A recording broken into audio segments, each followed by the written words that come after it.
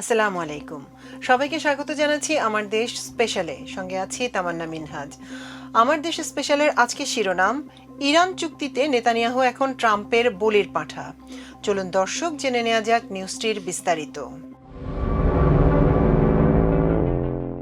Israel ও American যুদ্ধবিমানগুলো ২৮শে ফেব্রুয়ারি যখন একযোগে ইরানে হামলা চালায়, তখন প্রেসিডেন্ট ডোনাল্ড ট্রাম্প এবং প্রধানমন্ত্রী বেনিয়ামিন নেতানিয়াহু একে অপরের ঐতিহাসিক সিদ্ধান্ত উদযাপন করেন। নেতানিয়াহু বলেন, দুই দেশের মধ্যে জোট এর আগে কখনো এতটা ঘনিষ্ঠ ছিল না। ৩ মাস পর সেই যৌথ সামরিক অভিযান এখন আমেরিকার নেতৃত্বাধীন কূটনৈতিক প্রক্রিয়ায় শেষ হতে চলেছে বলে মনে হচ্ছে। নেতানিয়াহু এখন নিজেকে অনেকটাই কোণঠাসা অবস্থানে দেখতে পাচ্ছেন।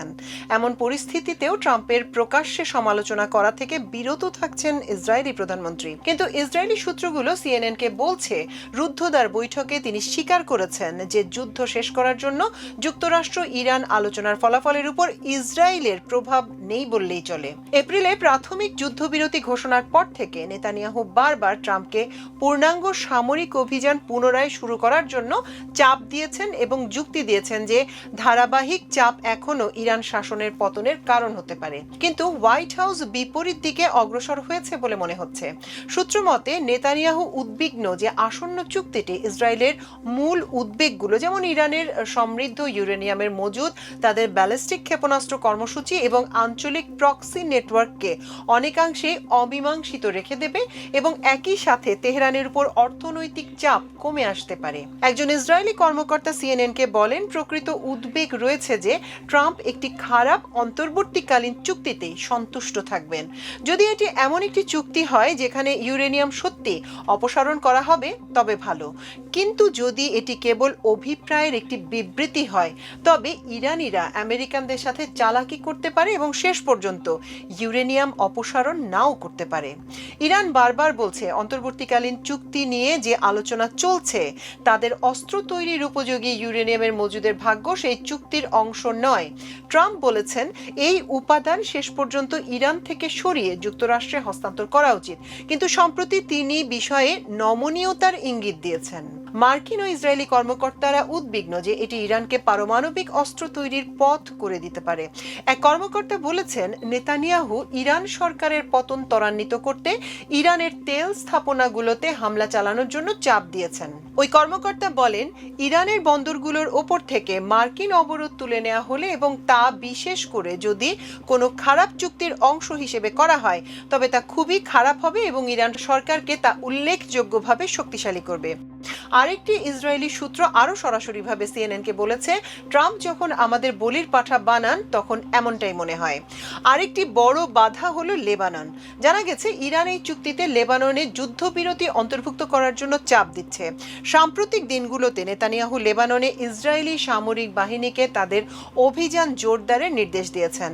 তবে যুক্তরাষ্ট্রের আরোপিত সীমাবদ্ধতা নেতানিয়াহুর উপর ক্রমবর্ধমান চাপ সৃষ্টি করছে, যা তার রাজনৈতিক প্রতিদ্বন্দ্বী এবং নিজ জোটের সদস্যদের কাছ থেকেই আসছে।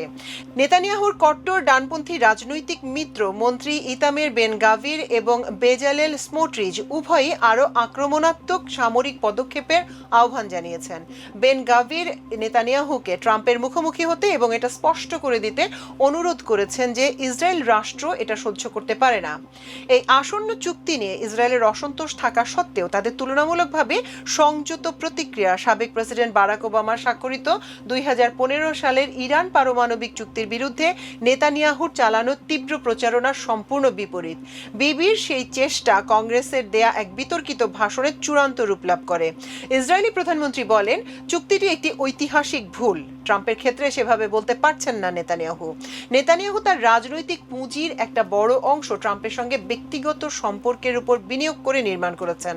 প্রকাশ্যে তাকে চ্যালেঞ্জ করা আরও বড় রাজনৈতিক ঝুঁকি বহন করতে পারে, বিশেষ করে ইসরায়েলে যখন নির্বাচন আসন্ন। এর পরিবর্তে নেতানিয়াহু এই সংঘাতের অবসানের দিকে ট্রাম্পকে পরিচালিত করার জন্য মার্কিন আলোচক দল তথা জ্যারেড কুশনার এবং স্টিভ উইটকফকে দোষারোপ করেছেন।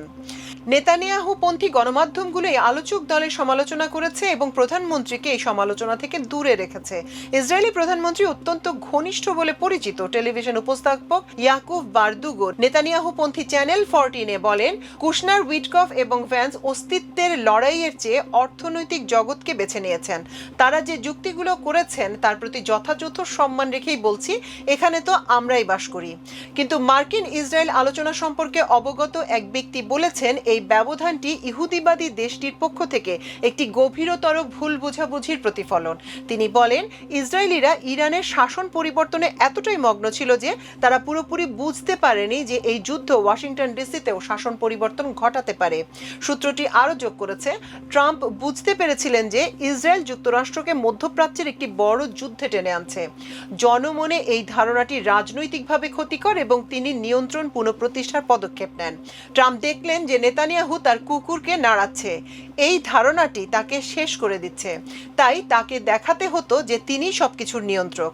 গত সপ্তাহে ট্রাম্প নিজেই এই বিষয়টি তুলে ধরেছেন বলে মনে হয়। ট্রাম্প বলেন, বিবি একজন ভালো মানুষ, আমি যা বলবো সে তাই করবে। এই প্রথমবার নয় যে ট্রাম্প হঠাৎ করে নেতানিয়াহুর কোনো যুদ্ধ শেষ করে দিয়েছেন। গাজা, ইরান এবং লেবাননে ট্রাম্পই যুদ্ধ থামিয়েছেন। ইসরায়েলের দীর্ঘতম সময়ের এই নেতা যুদ্ধগুলো চালিয়ে যেতে চাইলেও ট্রাম্প তাকে বাধ্য করেছিলেন। যারা বছরের পর বছর ধরে ইসরায়েলি প্রধানমন্ত্রীর সাথে ঘনিষ্ঠভাবে কাজ করছেন তারা একটি ধারাবাহিক প্রবণতা লক্ষ্য করেছেন। তাদের মধ্যে একজন বলেন, নেতানিয়াহু কখন থামতে এবং ক্ষতি কমিয়ে আনতে হবে তা জানেন না। সমালোচকরা তাকে কৌশলগত এবং অভিযানগত সামরিক সাফল্যকে কৌশলগত লাভে রূপান্তর করতে ব্যর্থ হওয়ার জন্য অভিযুক্ত করেন। একজন প্রাক্তন ইসরায়েলি নিরাপত্তা কর্মকর্তা, নেতানিয়াহুর একটি উল্লেখযোগ্য কৌশলগত দুর্বলতা রয়েছে সামরিক পদক্ষেপের পরিপূরক কঠিন সিদ্ধান্ত নেওয়ার ইচ্ছা বা ক্ষমতার অভাব। এ কারণেই ইসরায়েলের কৌশলগত অবস্থানের উন্নতি হয়নি এবং তা আরও খারাপ হয়েছে। ইরানের সরকার এখনও বহাল রয়েছে, এর পারমাণবিক কর্মসূচির সমাধান হয়নি এবং হিজবুল্লাহ ও হামাস সহ আঞ্চলিক প্রক্সি শক্তিগুলো এখনও সক্রিয়। আসন্ন নির্বাচনের আগে এই যুদ্ধের ফলাফল প্রধানমন্ত্রীর রাজনৈতিক বয়ানকেও জটিল করে তুলতে পারে। হামাসের 2023 সালের 7ই অক্টোবর ইসরায়েলের উপর হামলার পর নিজের ভাবমূর্তি নতুন করে গড়ার প্রচেষ্টায় ইরান অভিযানটি একটি কেন্দ্রীয় স্তম্ভ হওয়ার কথা ছিল এবং তিনি একটি রূপান্তরিত মধ্যপ্রাচ্যের রূপকল্প তুলে ধরার চেষ্টা করেছিলেন। তবে ইসরায়েলের ইনস্টিটিউট ফর ন্যাশনাল সিকিউরিটি স্টাডিজের একটি সাম্প্রতিক জরিপে দেখা গেছে 45% ইসরায়েলি মনে করেন 7ই অক্টোবরের আগের তুলনায় ইরানের সঙ্গে পরিস্থিতি আরও খারাপ হয়েছে। মাত্র 31% মনে করেন এর উন্নতি হয়েছে। জরিপে আরও দেখা গেছে প্রায় অর্ধেক উত্তরদাতা মনে করেন যে ইরানের বিরুদ্ধে যুদ্ধে ইসরায়েল সম্ভবত জিতবে না বা ইতোমধ্যেই হেরে গেছে, যেখানে 41% ইসরায়েলের জয়ের ব্যাপারে আশাবাদী। আইএনএসএস এর একজন জ্যেষ্ঠ গবেষক ড্যানি সিট্রিনোভিচ বলেন, নেতানিয়াহু এই মুহূর্তটিকে একটি সম্ভাব্য ব্যক্তিগত ও রাজনৈতিক পরাজয় হিসেবে কতটা গভীরভাবে দেখছেন তা বলে বোঝানো কঠিন। এক্সে তিনি লেখেন, নেতানিয়াহু মিস্টার ইরান হিসেবে নিজেকে রাজনৈতিক পরিচয় তুলে ধরেছিলেন। তিনি সেই নেতা যিনি জোর দিয়ে বলতেন যে একমাত্র বল প্রয়োগই এই ইরান সরকারকে থামাতে পারে। এখন শোচনীয় কৌশলগত ব্যর্থতার পর নেতানিয়াহু এমন একটি চুক্তি মেনে নিতে বাধ্য হতে পারেন যা কেবল সেই সরকারকে বৈধতাই দেয় যাকে তিনি দুর্বল করতে চেয়েছিলেন। এটা তার দীর্ঘদিনের ইরান নীতির পতনকেও উন্মোচিত করবে। দর্শক, এই ছিল আমাদের স্পেশাল নিউজের আয়োজন। এতক্ষণ সঙ্গে থাকার জন্য কৃতজ্ঞতা। আল্লাহ হাফেজ।